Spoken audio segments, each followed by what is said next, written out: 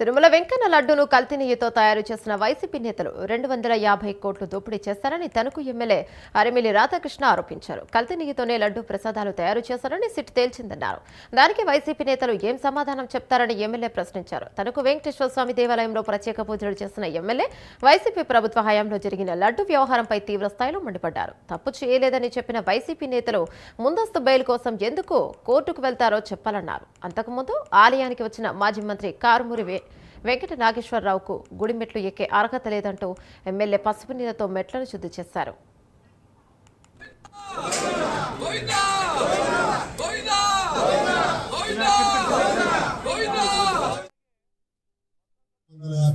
రూపాయలు వాళ్ళు దోచుకుని తిని ఆ విధంగా వెంకటేశ్వర స్వామిని కూడా అపహాస్యం చేసినటువంటి దుర్మార్గులు ఈరోజు ప్రతిపక్షంలో ఉండి కనీసం ఆ రోజు వెంకటేశ్వర స్వామికి ఈ రాష్ట్రానికి వీరు చేసినటువంటి అన్యాయానికి 11 సీట్లు ఇచ్చి ఇంట్లో కూర్చోబెడితే కనీసం పశ్చాత్తాపం లేకుండా సిగ్గు లేకుండా ఈరోజు వీళ్ళ పగటాషగాల్లాగా బయలుదేరి వెంకటేశ్వర స్వామి ఫోటోలు పెట్టుకుని కండువాలు వేసుకుని హిందువుల్లాగా దొంగ నాటకాలు ఆడి దొంగ బాబాల్లాగా తయారై నెయ్యి మీద మళ్ళా చంద్రబాబు నాయుడు గారి మీద వీళ్ళు ఈరోజు ఆరోపణలు చేస్తున్నారంటే వీళ్ళు చేస్తున్నటువంటి ఇటువంటి కార్యక్రమాలు ప్రజలందరూ కూడా నవ్వుకునే పరిస్థితి ఉంది. ఈరోజు వీళ్ళు కండువాలు వేసేసుకుని షాలువాలు వేసేసుకుని వెంకటేశ్వర స్వామి ఫోటో పెట్టించుకుంటే మిమ్మల్ని నమ్మరు నాయన కారుమరి, మిమ్మల్ని నమ్మరు.